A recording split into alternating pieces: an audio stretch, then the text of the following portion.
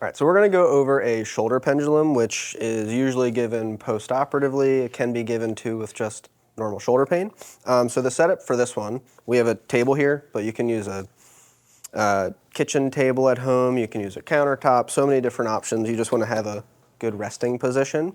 Now we already have him set up here, and what he's gonna do is try to keep this as relaxed as he can. Like it should be dead weight, dead weight. I should be able to jiggle it around and it's not really fighting back. Now with his body, he's gonna shift, let that relax, let that just kind of float. Body's gonna do the motion.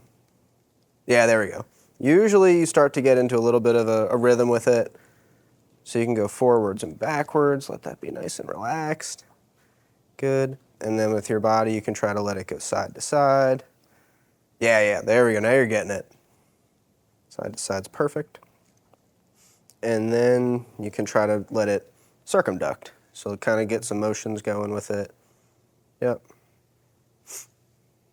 Usually I give, 3 to 5 minutes of this.